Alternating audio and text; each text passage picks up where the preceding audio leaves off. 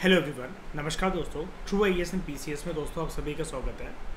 हम लोग science and technology को स्टैंडर्ड लेवल से शुरू करते हैं एक बुक से जिसका नाम है, आपने सुना होगा शायद से इस बुक को,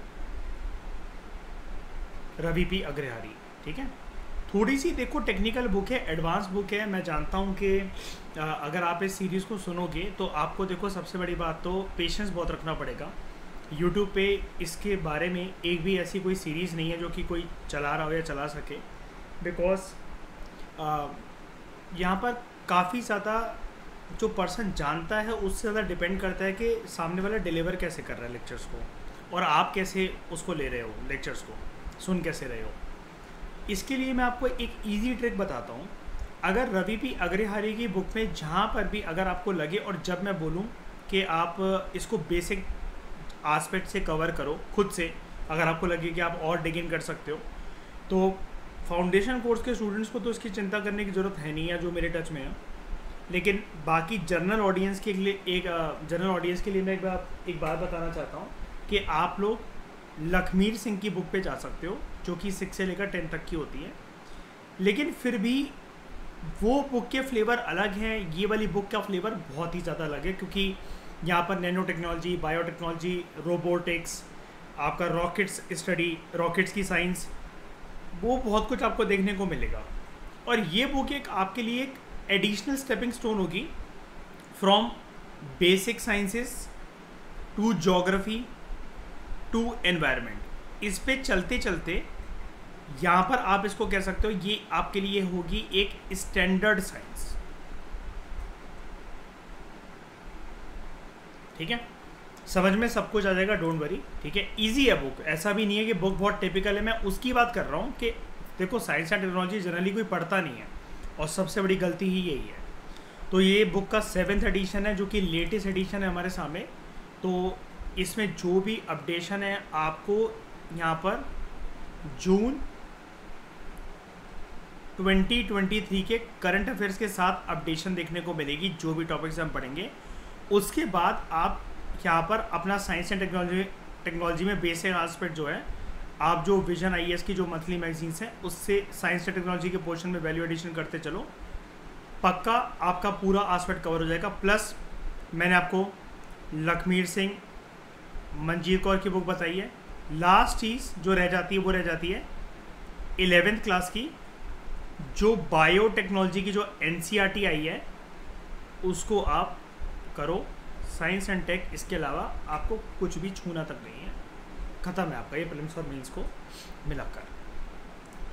ठीक है, तो लेट्स स्टार्ट। हम लोग रिवर्स अप्रोच अपनाएंगे। रिवर्स अप्रोच कैसे श्रेया? हम लोग लखमीर सिंह, मंजीत कौर कर रहे थे, वो चलाते रहेंगे सीरीज़, लेकिन पहले इसको कंप्लीट करना हमारे लिए ज़रूरी है और ऐसा कुछ भी नहीं है कि इसमें तो जो हमें समझ में नहीं आएगा। ठीक है, chapter 1, development of science and technology in the past, present and future. ठीक है, पहले कैसे थी साइंस एंड टेक्नोलॉजी, अब ये पास्ट मतलब क्या है? एंशियंट पास्ट, हमारा इंडिया का मेडिवल पास्ट, फिर मॉडर्न इंडियन हिस्ट्री का पास्ट। ठीक है, उसके बाद पोस्ट इंडिपेंडेंस हिस्ट्री, प्रेजेंट क्या है और फ्यूचरिस्टिक टेक्नोलॉजीज क्या क्या आ रही हैं। जैसे फ्यूचरिस्टिक टेक्नोलॉजी में लेटेस्ट चीज़ अगर मैं 2 आपको बोलूँ जो अभी तक आप इकोनॉमिक्स के लेक्चर से, नितिन सिंघानिया के लेक्चर से अभी तक आप मेरे साथ जानते हो।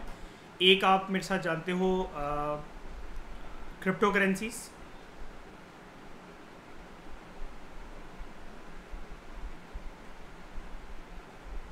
और आर्टिफिशियल इंटेलिजेंस के मामले में आप अभी जानते हो जिसको हम सब लोगों ने लाइव भी उसको यूज़ करा,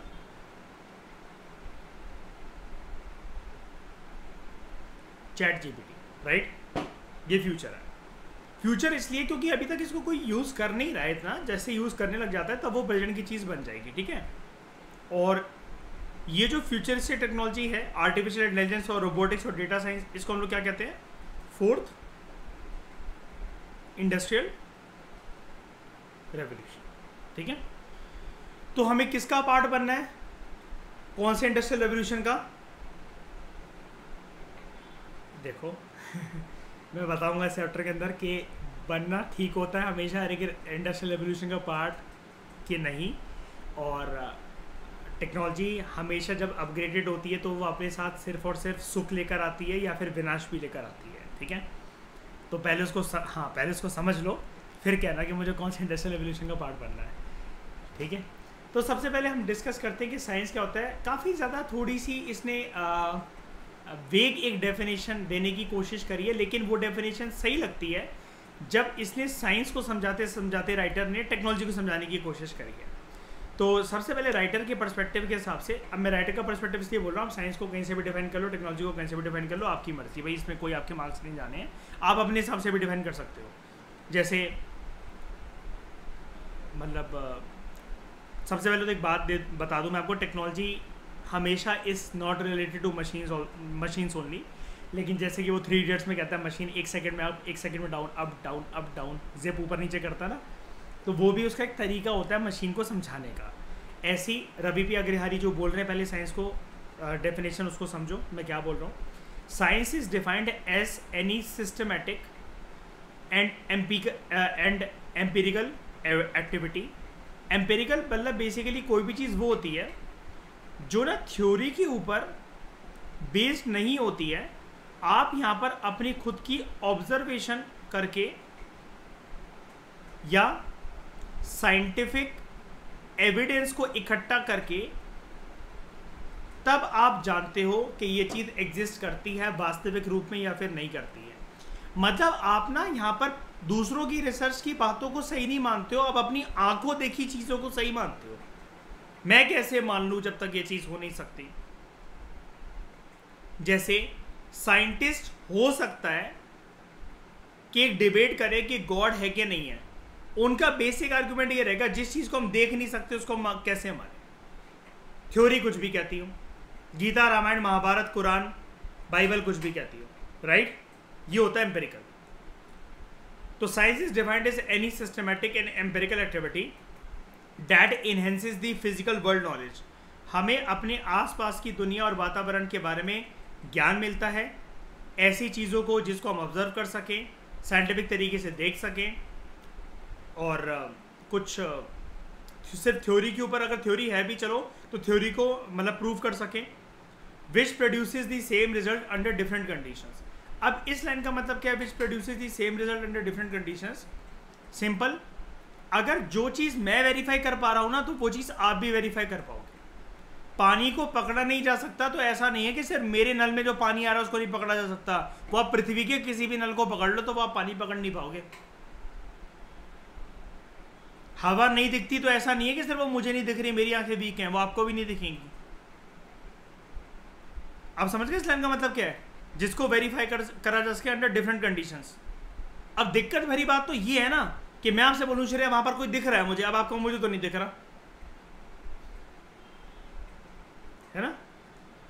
तो technology can be defined as that activity which makes a productive use of this knowledge. तो टेक्नोलॉजी क्या है? एक ऐसा शस्त्र कोई मेरे हाथ में लाके रख दे जिससे मैं सिस्टमेटिक और एम्पेरिकल स्टडी जो मैं कर रहा हूं, तो मैं इस चीज को और आसानी से कर सकूं, और जो भी मैंने नॉलेज फिजिकल वर्ल्ड से डिराइव करी है मैं उसका प्रोडक्टिव तरीके से यूज कर सकूं।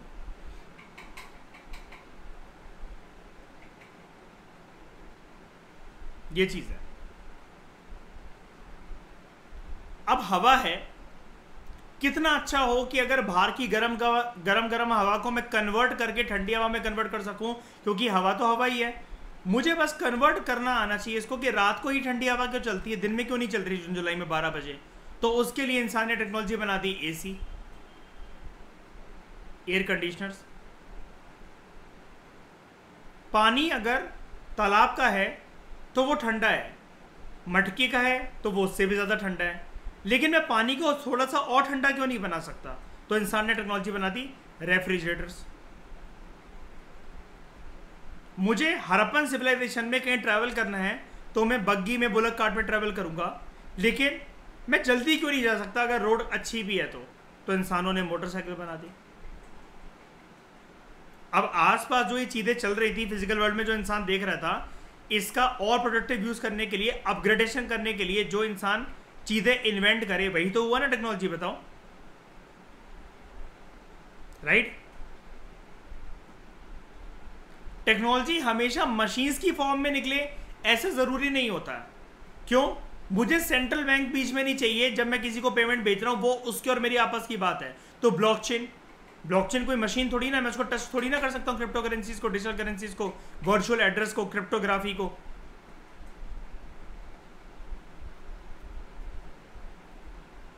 ठीक है, आर्टिफिशियल इंटेलिजेंस ये कोई टच करने वाली चीज थोड़ी ना है, डेटा का भी टच थोड़ी ना करा जाता है, समझ गए।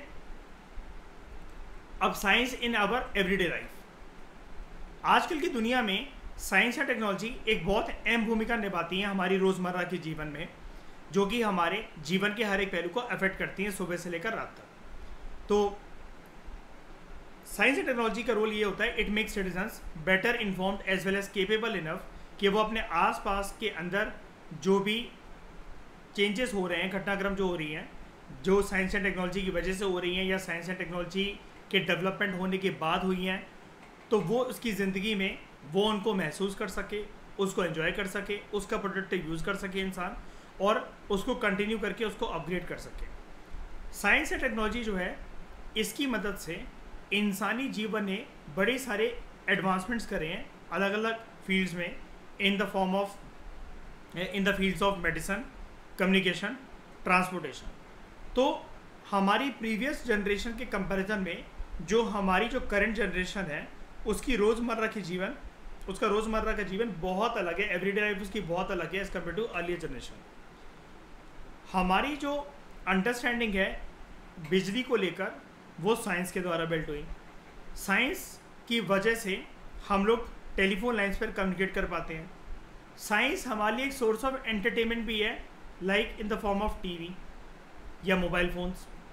और साइंस ये भी कोशिश करता है कि जो भी चीज़ आप एंजॉय कर रहे हो या जो भी चीज़ का आप अपने आसपास के फिजिकल वर्ल्ड में बेनिफिट उठा रहे हो, वो सस्टेनेबल तरीके से चलता रहे, बीच में लिंक ना टूट जाए। जैसे it helps in keeping the lights on, ऐसा नहीं है कि बिजली आती है जैसे बादल में चमकती है बिजली बारिश के बाद, बारिश के टाइम पर, तो वैसे ही बस बिजली आई और चली गई। वो सस्टेनेबल तरीके से आपके घर में आ रही है, ये भी साइंस की मदद से हो पाता है कि साइंस एक सस्टेनेबिलिटी के तौर पर भी मदद करता है। तो science brings a great transformation in our eating habits also. जैसे इंसानों ने हाई यील्डिंग वेराइटीज़ के क्रॉप बनाए of corn, maize, wheat and rice, जो कि 1940s में दुनिया में डेवलप होना शुरू हुए, जिसने जो कुछ और साइंटिफिक एडवांसमेंट्स थी फील्ड की प्रोडक्टिविटी को बढ़ाने के लिए, in the form of fertilisers, in the form of pesticides.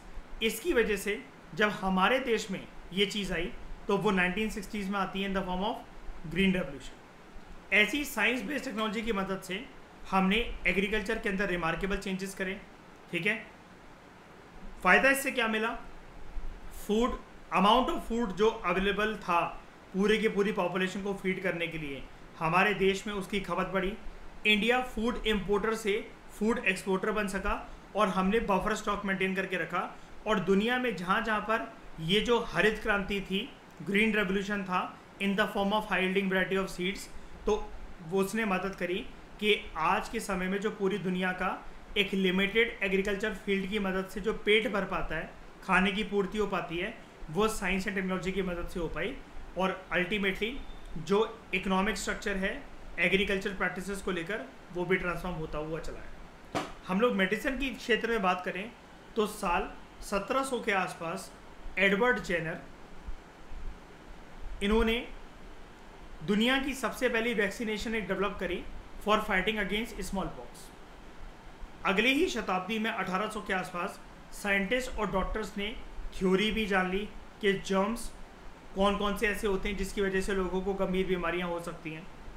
Alexander Fleming ने साल 1920 के आसपास फर्स्ट एंटीबायोटिक डेवलप करा, पेनिसिलिन। जो इम्पैक्ट था मॉडर्न मेडिसिन का अलग अलग फील्ड में, वो काफ़ी बढ़िया रहा, अलग अलग एरियाज़ में, अलग अलग फील्ड में, इन द सेंस के बीमारियों की फील्ड की मैं बात कर रहा हूँ, in the eradication of small pox, preventing nutritional deficiencies and successful treatment of infections against deadly diseases. आज भी बहुत सारी बीमारियां ऐसी हैं जिसके लिए इलाज संभव नहीं है, दवाइयां काम नहीं करती हैं, लेकिन उसके लिए साइंटिस्ट काम कर रहे हैं। लाइक वायरसेस को शांत करा जा सकता है, मारा नहीं जा सकता, लेकिन अब कोविड जो एक वायरस की फॉर्म में आया, तो इसका मतलब ये तो नहीं है कि दुनिया को मरने दिया जाता। साइंटिफिक कम्युनिटी लगभग 8 से 10 महीने जुटी रही और उसने फाइनली जो वैक्सीन थी कोविड से रिलेटेड, फाइट करने से रिलेटेड, वो अल्टीमेटली डेवलप कर ही ली, जिसकी वजह से वो वायरस तो नहीं मारा जा सका, लेकिन लोगों को कोविड-19 से इस प्रकार से बचाया जा सका कि जितने लोग जिंदा रह गए हैं एटलीस्ट उनके प्राण ना जाए, उनकी लाइफ की कुर्बा, मतलब उनकी लाइफ जो है वो ऐसी, मतलब सिर्फ एक अननोन वायरस की वजह से ना चली जाए। तो साइंटिफिक नॉलेज जो है वो इंसानों की क्वालिटी ऑफ लाइफ को इम्प्रूव कर सकता है बड़े सारे लेवल पे, from the routine workings of our everyday life to global issues. जो विज्ञान है वो सरकार की भी मदद करता है पब्लिक पॉलिसी को बनाने के लिए, और हमारी भी मदद करता है कि इंडिविजुअल की पर्सनल डिसीजंस लेने के लिए on various topics like energy, health, transportation, communication, defence, conservation, agriculture, economics, entertainment and leisure and exploration. अब अगर आप इन सबको देख लो, आप एनर्जी की बात करो, आपको ये पता है ना कि कौन से फूड आप कंज्यूम करोगे तो आपकी एनर्जी बढ़ेगी, आपकी हेल्थ अच्छी रहेगी, है ना। आप मुझे एक बार बताओ, रिमोट कंट्रोल गाड़ी पर बैठोगे तो अपने घर जल्दी पहुंच जाओगे, या फिर ओला या ऊबर करोगे, मेट्रो को लोगे तो आप जल्दी पहुंच जाओगे। ट्रांसपोर्टेशन, कम्युनिकेशन, आपको पता होना चाहिए कि आप बटन वाला फ़ोन यूज़ करोगे तो आपका काम डेली लाइफ में आसान रहेगा, depending on the nature of A work, या फिर अगर आप कोई एंड्रॉयड यूज़ कर रहे हो, iOS यूज़ कर रहे हो, या बड़ा फ़ोन यूज़ कर रहे हो, छोटा फ़ोन यूज़ कर रहे हो, तो आपको पता होना चाहिए, ठीक है। कंजर्वेशन और डिफेंस, इसमें कैसे मदद कर सकता है? Conservation in the form of कि आप अपने, फॉर एग्जांपल कंजर्वेशन एक ब्रॉड एक टर्म है, इसके बड़े सारे मीनिंग्स हो सकते हैं। आप यहाँ पर एग्रीकल्चर फील्ड्स की कंजर्वेशन की अगर जैसे बात करो, फॉर एग्जांपल यहाँ पर आप इलेक्ट्रिक फेंसेस लगा सकते हो तारों की मदद से, CCTV कैमरे लगा सकते हो, वो भी कंजर्वेशन है, सिक्योरिटी पर्पज़ के लिए टेक्नोलॉजी यूज़ कर रहे हो आप। डिफेंस के पर्पज़ से आप यूज़ कर सकते हो ड्रोन, ठीक है। एग्रीकल्चर की फील्ड में HYV variety of seeds, economics में ही सब कुछ आ जाता है, ट्रांसपोर्टेशन, कम्युनिकेशन, एग्रीकल्चर, और बड़ी सारी चीज़ों को एक्सप्लोर करने के लिए। बड़ी सारी चीज़ों को एक्सप्लोर करने के लिए फॉर एग्जांपल ड्रोन का एग्जांपल पकड़ लो, आप किसी पहाड़ी इलाके पे खड़े हो, या फिर हम लबासना से हिमालयन ट्रैकिंग पे हैं, अब जो हमारा गाइड है वो हमें ये बता रहा है देखो उस जगह पर मत जाना, वहाँ हो सकता है कि कुछ भेड़िए हों, या फिर स्नो लेपर्ड हो, या कुछ भी जानवर हो, या फिर वहाँ नहीं जाया जाता, वो हमारा एक डेजिग्नेटेड रूट नहीं है, लेकिन आप फिर भी एक्सप्लोर करना चाहते हो, तो कोई बात नहीं, आपको नज़ारा ही तो चाहिए ना वहाँ का। खुद जाओगे तो आप अपनी जान को रिस्क में डाल के, पूरे के पूरे ग्रुप की जान को रिस्क में डाल के आप ऐसा खुद भी नहीं कदम उठाना चाह रहे, तो अपना ड्रोन भेज दो वहाँ तक देखने के लिए कैसा है, क्या वहाँ पर सुरक्षित है जाना कि नहीं है। आपको ये पता होना चाहिए कि अगर आप किसी जर्नी पे जा रहे हो, आगे जाके थोड़ी दूर तक कैसा है रास्ता, या फिर ऊपर से आप एक एरियल व्यू लेना चाह रहे हो, आपका GPS काम नहीं कर रहा, आप ड्रोन को उड़ाकर ऊपर से देख लो एरियल व्यू कि आगे कोई चक्का जाम तो नहीं है, आगे सब कुछ रास्ता साफ है, क्लियर है कि नहीं है। तो ये क्या कर रहे हो आप, ये आप साइंस एंड टेक्नोलॉजी की मदद से अपने जीवन के हर एक पहलू को, हर एक सेकंड को ईजी बना रहे हो, स्मूथ बना रहे हो अपनी ज़िंदगी को, ठीक है। तो इट इज़ ऑलमोस्ट, राइटर खुद कह रहे हैं कि हम जितनी तारीफ करें साइंटिफिक नॉलेज की और उससे डिराइव बेनिफिट्स की, इट इज़ ऑलमोस्ट इम्पॉसिबल कि हम हर एक उस बेनिफिट को लिस्ट डाउन यहाँ पर कर सकें, जिसकी वजह से आज की आधुनिक ज़िंदगी इंसान की इससे प्रभावित होती है, ठीक है। अब साइंस एंड टेक्नोलॉजी हमें किस तरीके से प्रभावित करता है इंसानी ज़िंदगी को, इसी डिस्कशन को आगे कंटिन्यू करते हैं, और अब दो पहलू में इस डिस्कशन को डिवाइड करते हैं। फ़ायदा क्या है साइंस एंड टेक्नोलॉजी का, लेकिन उन फ़ायदों के साथ साथ क्या कुछ विनाशकारी तत्व भी जुड़े हैं, क्या कुछ डिसएडवांटेजेस भी हैं, क्या कुछ डीमेरिट्स भी हैं क्या। तो जो विज्ञान है, it is a base of our methodical knowledge, ठीक है।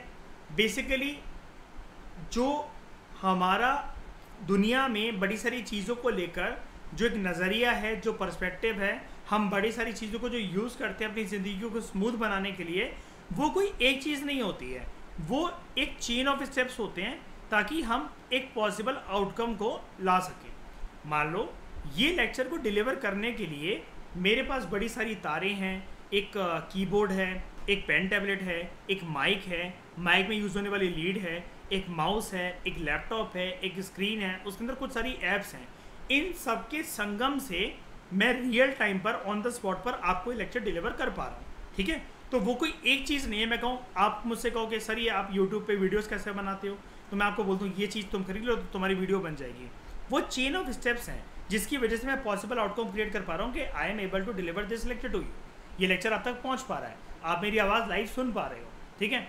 तो साइंस जो है it is generally related to theories, ठीक है, and it also gives special focus on analysis, और इंसानी जीवन को आसान बनाने के लिए बड़े सारे एडवांटेजेस भी हैं इसके। जबकि जो टेक्नोलॉजी है it is concern with the applied science, मतलब मैंने आपको बताया था ना कि सिर्फ थ्योरी लिखने से कुछ नहीं होता, हमें क्या पता होना चाहिए, एम्पेरिकल एविडेंस भी हमारे पास होना चाहिए, है ना। आप अगर ये कह रहे हो कि कोई भी चीज़ जो है पानी में दो तरह की चीज़ें होती हैं, या तो वो उस पर फ्लोट करेगी या तो वो उसके अंदर डूब जाती है। अरे भाई मैं कैसे मान लूँ, अब कोई चीज़ मैंने रखी, अब वो मेरे लिए डूब नहीं रही है लेकिन वो आपके लिए डूब रही है, ऐसा नहीं होता है, क्योंकि हमने क्या पढ़ा कि it produces the same result under different conditions. और टेक्नोलॉजी क्या है, it is a applied science, यानी कि जो बातें विज्ञान थ्योरी में कर जाता है उसको आप प्रैक्टिकल तौर पर देख सको, वो होता है technology. And it includes processes जहाँ पर wherein the study of a particular science is undertaken with the help of tools and knowledge। आप उस चीज़ को कंडक्ट कर सकते हो, उसकी स्टडी को कंडक्ट कर सकते हो, ठीक है। अगर आपको मान लो कि किसी भी जगह पर ऑरोरा लाइटिंग देखनी है, ठीक है, ऑरोरा बोरेलिस देखना है, ठीक है, या जानते हो ना ऑरोरा लाइटिंग, ये जो नॉर्दर्न लाइट्स जिसको हम लोग कहते हैं, है ना। तो ऐसा कोई भी अगर आपको ये इवेंट देखना है तो अब आपने उसको पिक्चरों से देख रखा है, लेकिन आप जब उसको खुद जाके वेरीफाई करोगे तब आपको पता लगेगा ना कि ये चीज़ें वर्क करती कि नहीं करती हैं। आपको PMFIS की एक डिस्कशन याद होगी जहाँ पर मैंने आपको तेरी गलियाँ सॉन्ग्स के बारे में जिक्र करवाया था कि श्रद्धा कपूर जो उस पानी को पकड़ती है जो कि ब्लू वाटर होता है, मतलब इसमें चमकता हुआ पानी, और मैंने आपको बताया था मुंबई में भी एक बार ऐसा एक घटनाक्रम हुआ था। कुछ नहीं था, पानी के अंदर जो साइनोबैक्टीरियास या जो अलग फॉर्म के जो कुछ जीव जंतु थे, माइक्रोस्कोपिक जीव जंतु, तो उनमें कुछ एक इवेंट हो गया था जिसकी वजह से वो एक इफेक्ट क्रिएट हो रहा था मुंबई के अंदर। लेकिन बहुत सारी दुनिया में ऐसी जगह है जहाँ पर ये चीज़ें होती हैं, है ना। तो जैसे लोनार लेक है ना, उसका पानी जो रेडिश पिंकिश हो रहा है तो वो बैक्टीरिया की वजह से ही तो हो रहा है ना, पढ़ा था ना हमने। अब उसके बाद जैसे डेड सी है और सॉल्ट कंटेंट काफ़ी ज़्यादा है ना, तो नमक ज़्यादा है इस वजह से, लेकिन पानी के ऊपर ऐसा कौन सा पानी होता है जिसमें आप अपने आप को डुबाने की कोशिश करो फिर भी आप नहीं डूब सकोगे, लेकिन जहाँ सॉल्ट कंटेंट बहुत ज़्यादा है वहाँ पर आप सच में नहीं डूब सकते। तो ये जो चीज़ें हैं अगर आप इनको वेरीफाई करना चाहते हो, you need some tools and knowledge. और इस प्रकार की थ्योरेटिकल साइंस को एप्लीकेशन बेस्ड साइंस में कन्वर्ट करने के लिए, अप्लाइड साइंस में कन्वर्ट करने के लिए जो भी आप मतलब करते हो, that is part of technology. समझ में आया? साइंस और टेक्नोलॉजी में फ़र्क समझ में आया?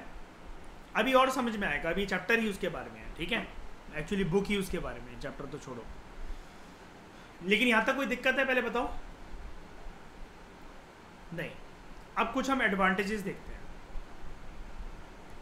साइंस एंड टेक्नोलॉजी की वजह से इंसानी ज़िंदगी आसान हो चुकी है through innovations in various sectors. Artificial intelligence की इन्वेंशन की वजह से लोग जो हैं वो अब गलतियाँ कम करते हैं। टेक्नोलॉजी के बड़े सारे बेनिफिट्स हैं। ये हमारा वक्त बचाता है, हमारे एफर्ट को बचाता है, and it also provides quality outcomes and life with high production.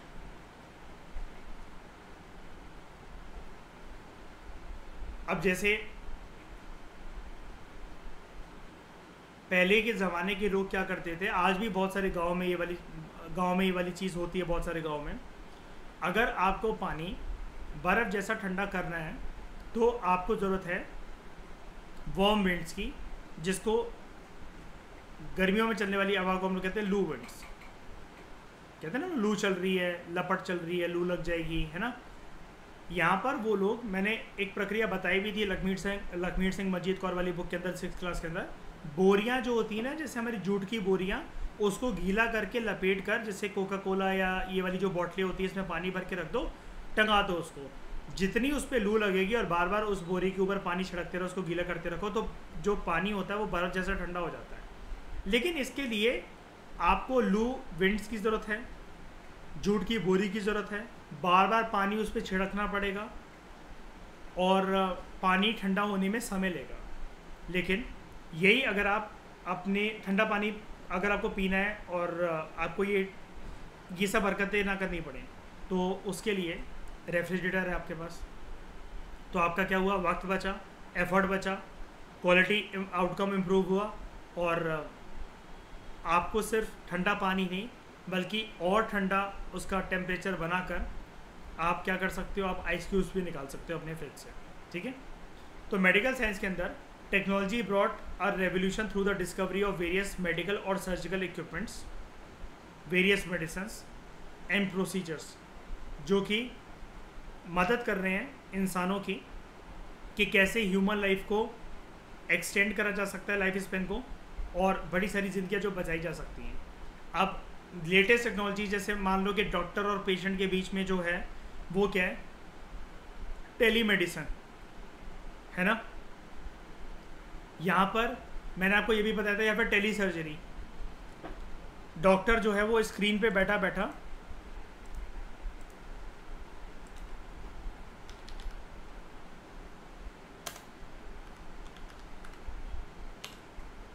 आपकी सर्जरी को परफॉर्म कर सकता है, या वो रोबोट की मदद से भी करवाई जा सकती है। देखो ये डॉक्टर स्क्रीन पर बैठा है, ठीक है, अब इसको जो भी कर रहा है अपने पेशेंट के साथ, ये यहाँ से इक्विपमेंट्स को कंट्रोल कर करके कर रहा है। अब आपको ये भी पता है, जैसे अब आप कहोगे सर ये कोई करेंटली यूज़ होता है कि मतलब ये तो फ्यूचरिस्टिक आप टेक्नोलॉजी बता रहे हो। नहीं दोस्तों, फ्यूचरिस्टिक टेक्नोलॉजी नहीं है, करेंटली यूज़ होता है। पहले ना जो पथरी का ऑपरेशन होता था, जिसको आम भाषा में आप लोग स्टोन्स के नाम से जानते हो, है ना, स्टोन्स बहुत भयंकर लेवल पे दर्द देते हैं। स्टोन्स होता किनको है, जो कि पानी कम पीते हैं, ठीक है, तो वो बहुत भयंकर दर्द देता है। अब क्या होता है कि स्टोन्स की पहले प्रॉपर तरीके से सर्जरी होती थी और फिर वो छोटे छोटे छोटे छोटे जो पत्थर होते थे वो निकाले जाते थे, ठीक है।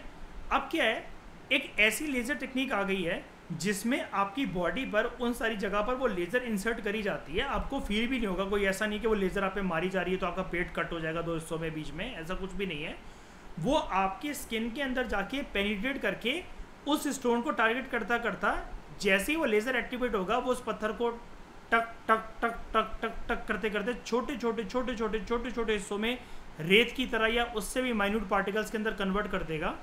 और उसके बाद होगा क्या, बस डॉक्टर आपको बोलेगा ढेर सारा पानी पीते रहना 3-4 दिन तक, वो थ्रू यूरिनेशन वो स्टोन्स जो हैं जो आपके बड़े हो गए थे अब वो निकल जाएंगे, और फिर डॉक्टर आपको बोलेगा कि अब गलती मत करना कम पानी पीने की, और कुछ मेडिसिन लिख देगा और कुछ कुछ आपको बोलेगा ये फ्रूट्स खाओ और वो खाओ, और कुल मिलाकर पानी बहुत ज़्यादा पिए। तो आपको अब क्या है, अपना एक तो जो भी आपको कमर से लेकर सीने तक का जो आपका पेट तक का जो नक्शा था, आपको उस पर कोई स्ट्रेचेस भी नहीं लगवाने पड़े, कोई स्ट्रेच मार्क्स की दिक्कत भी नहीं हुई, आपका वो पूरा का पूरा जो पेट का नक्शा था वो भी ख़राब नहीं हुआ, आप बिल्कुल जैसे थे वैसे इंटैक्ट रहे हो, और आपकी सर्जरी भी हो गई। ऐसे ही लेज़र को मार के लोगों के मोतियाबिंद का ऑपरेशन करा जाता है, आई थिंक उसको कैटरेक्ट कहते हैं, आइज़ में जो हो जाता है, ठीक है। तो लोगों को बुढ़ापे में जैसे देखना थोड़ा सा धुंधला धुंधला हो जाता है या फिर नहीं दिखता, ठीक है, तो उसके अंदर लेज़र से ही होता है सारा का सारा आइस का जितना काम होता है। ये तो बहुत पुराने टाइम से चल रहा है, लेकिन ये भी एक तरह का एक तरीके से वो है टेली सर्जरी के। यहाँ पर डॉक्टर अपने चेम्बर के अंदर बैठ गया, आपको सामने वाले कमरे के अंदर लेटा दिया, और वो धीरे धीरे धीरे करके इक्विपमेंट ऐसे करके लेकर आ रहा है। जैसे ये वाले जो जॉयस्टिक्स हैं, इससे लोग आजकल गेम भी खेलते हैं, मैंने आपको बताया भी था, मेटावर्स है ना।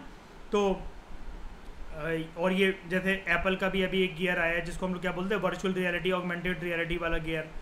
हम आगे पढ़ेंगे, मतलब डोंट वेरी, इतना परेशान मत होना, अभी हमारी पूरी बुक पढ़ी है भैया हमारे सामने, लेकिन मैं थोड़ा थोड़ा आपको ना रूबरू करवा रहा हूँ इन सब चीज़ों से कि आप सीखो इन सब चीज़ों को क्या है, क्योंकि ये चीज़ें आज के टाइम में डिस्कस हो रही है, लेकिन यूपीएससी ने virtual reality, augmented reality, LTE, VoLTE technique, इन सब के बारे में 2019 से ही क्वेश्चन पूछना स्टार्ट कर दिया है।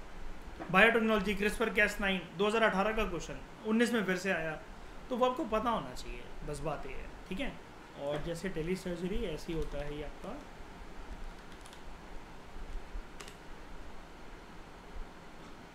टेलीमेडिसिन। टेलीमेडिसिन के अंदर कुछ नहीं करना है, मैंने फ़ोन पे से भाई इन मोहतरमा को, डॉक्टर साहिबा को पैसे डलवा देने हैं, कंप्यूटर स्क्रीन पर हम लोगों ने बैठना है सामने, मैम आज सुबह से हालत ऐसी बड़ी ऐसी लग रही है कि एनर्जी नहीं है, ऐसा हो गया है वैसा हो गया है। उन्होंने बोला मुंह खोलिए आप अपना, आंखें थोड़ी नीचे करिए, पास आइए ज़रा चेहरे को पास लेकर, पेट दिखाओ आप अपना ज़रा, सांसें लो गहरी गहरी। और जो मैं काम क्लिनिक में जाकर करना था मुझे, वो मैंने घर पे बैठे बैठे कर दिया। उन्होंने बोला अच्छा आप एक काम करो, जो ऑनलाइन दवाई, अब दवाइयाँ भी ऑनलाइन मिल जाती हैं अब तो, करीना कपूर का ऐड आता है जैसे, है ना, फार्म इजी, ये एक तरीके से जैसे आपके घर पे ग्रोसरी डिलीवर हो जाती है।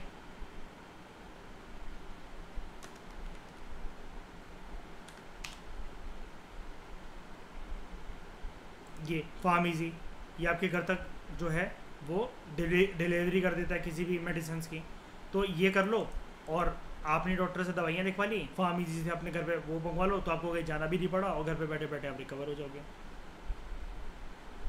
इसमें दिक्कत क्या है, अब आप लिमिटेशन तो देखो सोच ही पा रहे हो, जो आप लिमिटेशन आपके दिमाग में आ रही है वो बिल्कुल ठीक है कि सर ठीक है सांसें तो ऊपर नीचे ले लेंगे, उसको ज़बान खोल कर दिखा देंगे, आंखें बड़ी कर कर दिखा देंगे, आंखों के नीचे दिखा देंगे, लेकिन दिक्कत क्या है, कम्युनिकेशन टेक्नोलॉजी, सामने वाले की फिर वीडियो क्वालिटी भी बहुत अच्छी होनी चाहिए। अब डॉक्टर कल को ये बोले तुम आईफोन लेकर बैठो सामने, ठीक है, आईफोन का फ्रंट कैमरा नहीं पीछे वाला कैमरा यूज़ करना, उसको 4K 60 FPS पे करना, तब जाके क्लियरली दिखेगा, लाइटें सारी ऑन करो, रिंग लाइट जलाकर बैठो अपने आसपास, वो चीज़ें फिर हो सकता है कि एक बैरियर बना है। लेकिन अभी ऑब्वियस की बात है ये चीज़ें आ रही हैं, तभी तो मैं आपको बोल रहा हूँ फोर्थ इंडस्ट्रियल रेवोल्यूशन को इंसान अडॉप्ट करेगा, तभी तो फोर्थ इंडस्ट्रियल रेवोल्यूशन एक ऑनगोइंग प्रोसेस है।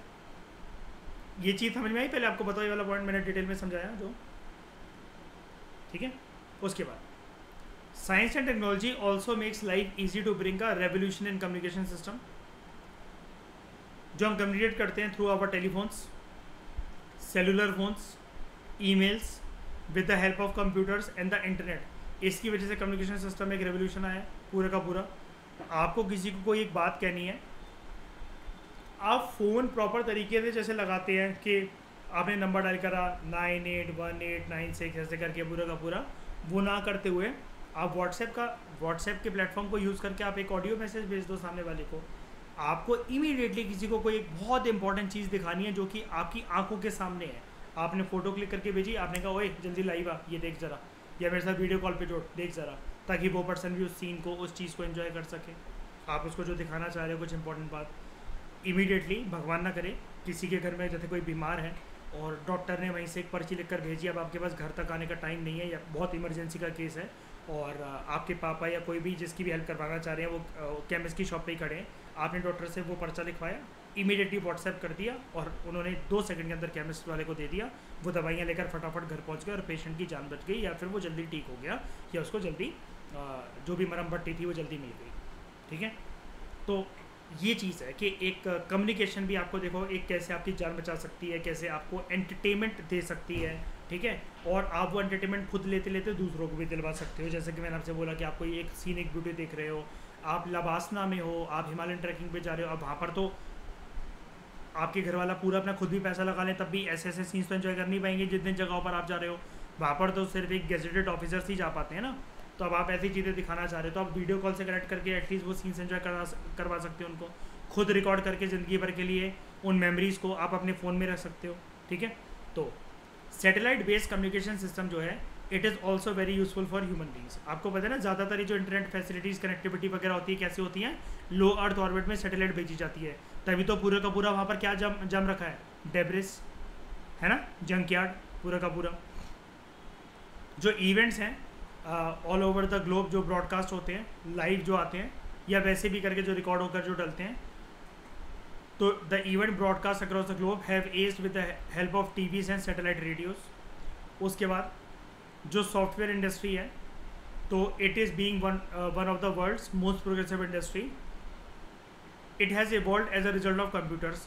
तो हर कोई इंक्लूडिंग टीनेजर कोई लेटेस्ट गैजेट को यूज़ कर रहा है, कोई आईफोन्स को यूज़ कर रहा है, कोई टैबलेट्स को यूज़ कर रहा है, लैपटॉप्स को, कंप्यूटर्स को, टेलीविज़न को, स्मार्ट वॉच को, कुछ भी जो ऐसी चीज़ें जो यूज़ हो रही हैं, गैजेट्स जो यूज़ हो रहे हैं, तो सॉफ्टवेयर सेक्टर भी एक रेवोल्यूशन हर साल करते चले जा रहे हैं। तभी तो ये जो श्रेया नाम होते हैं मयूर, आईफोन 15, 16, 17, 14 प्रो मैक्स जो भी है, मतलब ये सारे के सारे जो यूज़ होते हैं, या फिर सैमसंग का टैबलेट S7, S8, S9, ये जो नंबर बढ़ते जा रहे हैं तो यानी कि अंदर कोई ना कोई सॉफ्टवेयर अपग्रेडेशन होता है, राइट, कि कोई ना कोई नई चीज़ आती है। वो बहुत एक छोटी मात्रा में आती है लेकिन आती ज़रूर है ना। लेकिन इन सारे एडवांटेजेस के साथ साथ कुछ नुकसानदायक परिणाम भी जुड़ रखे हैं। With such advancements in the field of latest technology, इसके काफ़ी सारे दुष्परिणाम भी हैं। एक तो it negatively impacts our environment. Transportation आज के समय में कितना एडवांस बन गया है। आप रॉकेट जैसी बाइक जिसकी स्पीड 300 साढ़े 400 किलोमीटर तक जा सकती है, आप ऐसी बाइक को यूज़ करके एक बिल्कुल हायाबुसा, ठीक है, बाइक नहीं रॉकेट होती है बेसिकली ये, ठीक है, तो आप इसको यूज़ कर सकते हो। और काफ़ी सालों तक इसने टाइटल जोड़े रखा था वर्ल्ड की फास्टेस्ट बाइक का, ठीक है। हालांकि अब जो दूसरी बाइक्स हैं वो जुगाड़ कर करके फास्टेस्ट हो जाती है, लेकिन एक प्रॉपर ब्रांड जिसको एक फास्टेस्ट बाइक जो बना रहा हो वो आपकी सुजुकी की हायाबुसा ही होती है, लाइक आपकी निंजा।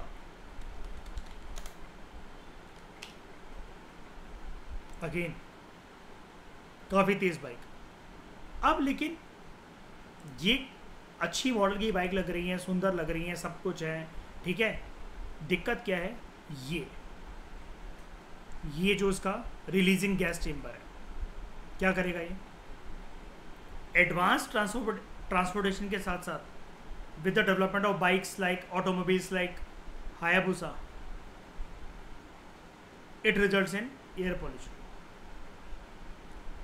ठीक है। फिर वो पूरी कहानी आप जानते ही हो, CO2 एमिशंस, एंड अल्टीमेटली कौन सा इफेक्ट,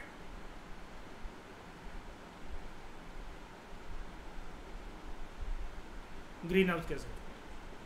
उसके बाद ये नंबर ये सही है, 4 5, ठीक है। With the adoption of automatic machines in the factories, जिसकी वजह से प्रोडक्शन बहुत एक्यूरेटली हो सकती है, लोगों की जॉब जा रही है। हम लोग यही कहते हैं ना कि आर्टिफिशियल इंटेलिजेंस, रोबोटिक्स और इन सब के आने का सबसे बड़ा फोर्थ इंडस्ट्रियल रेवोल्यूशन में सबसे बड़ा दुष्परिणाम यही है, लोग बेरोजगार हो जाएंगे। ऑपोजिशन पार्टीज ने जब क्रिटिसाइज करा था राजीव गांधी की सरकार को कि वो कंप्यूटर लेकर आ रहे हैं आफ्टर LPG रिफॉर्म्स, इसी बात पर कर रहा था ना कि लोगों की जॉब चली जाएगी जब कंप्यूटर आ जाएंगे भारत में। टेक्नोलॉजी आती है तो वो अपने साथ बेरोजगारी लेकर आती है ना, काफ़ी हद तक। बिल्कुल, इस चीज़ को कोई डिनाई नहीं कर सकता। वो अलग बात है कि आप कहो कि हाँ मशीन पे ऑपरेट करने के लिए लोग चाहिए, लेकिन हम एक चीज़ भूलनी नहीं चाहिए, इंडिया में आज भी ज़्यादा कौन सा सेक्टर के लोग होते हैं, ऑर्गेनाइज या अनऑर्गेनाइज? अनऑर्गेनाइज। और ज़्यादातर वो लोग कैसे हैं, स्किल्ड या अनस्किल्ड? अनस्किल्ड। अनऑर्गेनाइज सेक्टर के कितने प्रतिशत लोग आर्टिफिशियल इंटेलिजेंस को चला सकते हैं, बताओ जरा। मैं तुम्हें जरा एक बुक लिखवाता हूं, बताओ सुगंधा, मेरे लिए एक ChatGPT से एक बुक लिख दो कि शाम को जरा 150 पेज की, पूरा प्रोसीजर अच्छे से करके, इंट्रोडक्शन इंडेक्स वगैरह बनाकर। कर लोगे सुगंधा? मयूर कर लोगे वाला काम? 1 घंटे के अंदर मुझे एक बुक बनाकर दे दो 50 पेजों की। तो जो हम लोग हैं जो UPSC के लिए प्रिपेयर कर रहे हैं, टॉप नॉच क्रीमी लेयर के अंदर आते हैं एजुकेशन के सेक्टर में, हम लोगों को भी ये वाला काम कहाँ आता है बताओ,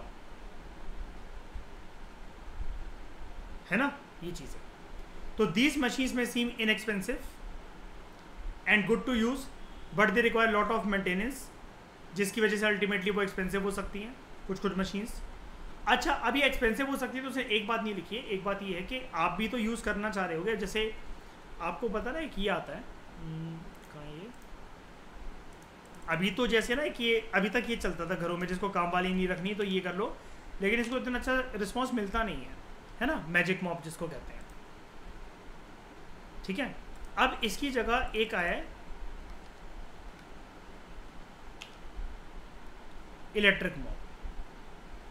इलेक्ट्रिक मॉप वाला ऑटोमेटिक,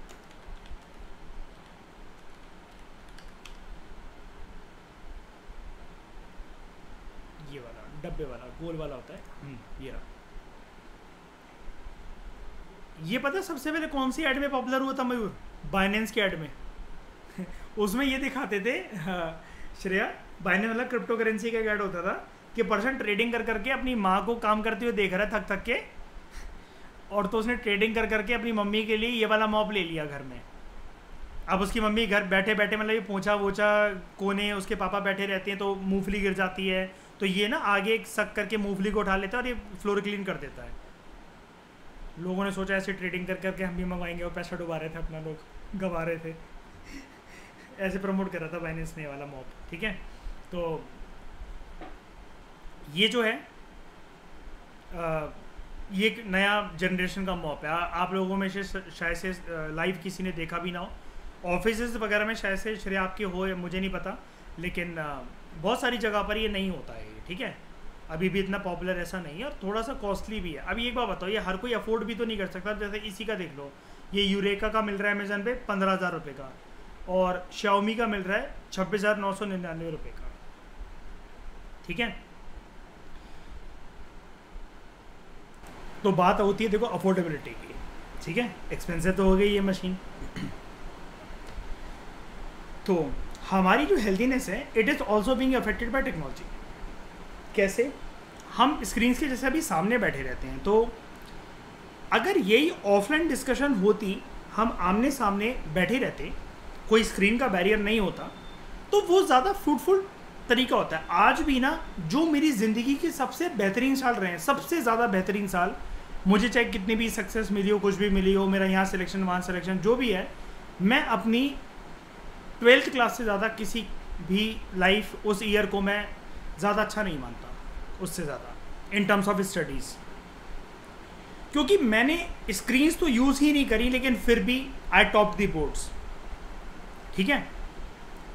तो हमारी जो हेल्थ है वो भी इफेक्ट होती है। Eye disease, enhance body weight, cancer, specific radiation जो है टेक्नोलॉजी की वजह से रिलीज होती हैं, चीज़ हो जाती है। जैसे मैं आपको अभी कुछ टाइम पहले आई थिंक लखमीत सिंह मंजीत कौर की बुक में ही बता रहा था कि अगर आप फ़ोन वगैरह को ना अपनी छाती पे रख के सोते हो ना, या अपने कान के बहुत ज़्यादा पास, वो चीज़ ठीक नहीं है लंबे समय के लिए।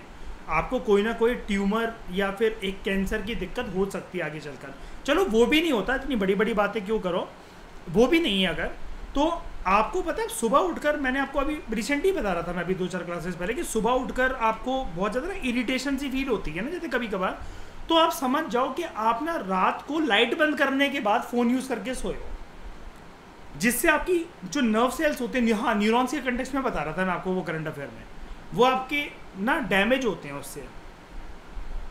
और आपका पूरे दिन जो सुबह उठ के भी फ्रेशनेस आपको ना मिल पाना, चिड़चिड़ापन रहना, दुखी रहना, और आप स्क्रीन के सामने अगर बैठे हुए हो तो मतलब आपको थकावट हो रही है कुल मिलाकर, अगर आप सोकर भी उठे हो, सर दर्द हो रहा है आपका, तो ये चीज़ें इन्हीं सब चीज़ों की वजह से होती हैं कि हम स्क्रीन के सामने बैठे हुए हैं। तो people are becoming lazy and dependent due to technology. आजकल के दिनों में राइटर आपको कह रहे हैं कि जो बच्चे हैं they prefer to play computer games in place of outdoor games, जो कि उनकी फिजिकल ग्रोथ के लिए बिल्कुल अच्छा नहीं है। आजकल का बच्चा क्या करता है?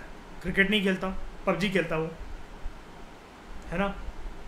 एक और, अब पबजी तो चलो बहुत पुराना एग्जाम्पल हो गया, आजकल के लौंडे लपाड़े अंकल बूढ़े बूढ़े जिनको गेमों की आदत लग रखी है, एक गेम आई है,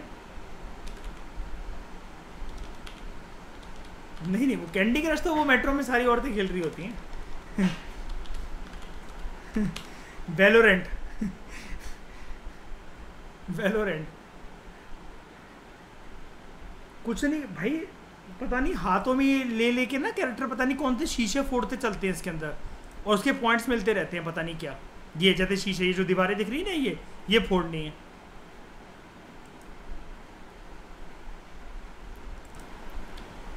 there is a huge increase in the number of नहीं people are also facing privacy issues like email hacking, cellphone signals interception etcetera.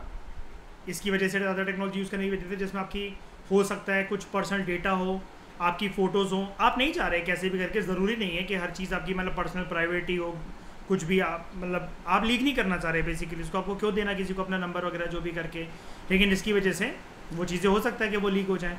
अब जैसे मैंने किसी का एक मैसेज आपको शेयर करा मान लो, तो एटलीस्ट, और इंस्टाग्राम पे मैंने उसको पोस्ट करा। तो मयूर जैसे बहुत सारे लोग ये करते हैं ना कि मैं ऊपर में जैसे आप लोगों का भी मैं नेम ही यूज़ करता हूँ इंस्टाग्राम वगैरह पे, नंबर ऐसे वो कर देता हूँ ना ब्लर, या फिर एक पट्टी सी लगा देता हूँ ना मैं, है ना, क्योंकि अब क्या है, जब तक वो लड़कों का नंबर है तब तक तो ठीक है, किसी लड़की का नंबर आ जाए तो पता चला कौन फ़ोन करने लग जाए, है ना।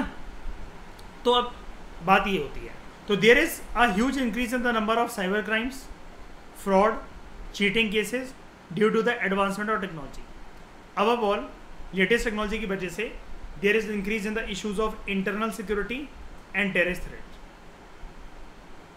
जिसकी वजह से नेशनल इन्वेस्टिगेशन एजेंसी का, इंटेलिजेंस ब्यूरो का, सीआईडी का, सीबीआई का,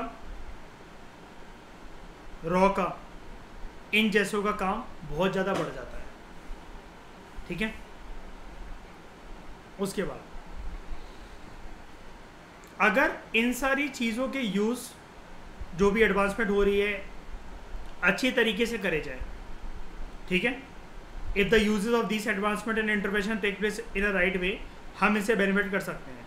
लेकिन human beings will face the disadvantage due to technology, अगर उनकी इंटेंशंस टेक्नोलॉजी को लेकर पॉजिटिव नहीं है तो।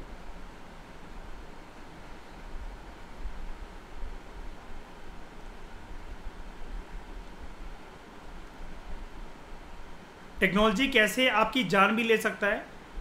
हिंदुस्तान में जहाँ पर इतने सारे बकलोल प्रकार के लोग रहते हैं, रिपोर्ट ये भी कहती है, हमारी एक एजेंसी की है, मुझे पता नहीं उसका नाम नहीं पता, नाम पता करके करना भी है, लेकिन मैं आपको बताता हूँ पहले वो क्या कहती है, कि उस एजेंसी का ये कहना अपनी रिपोर्ट में, भारत में रोज़ ऐसा कोई दिन नहीं जाता जब किसी की सेल्फी की वजह से मृत्यु नहीं होती।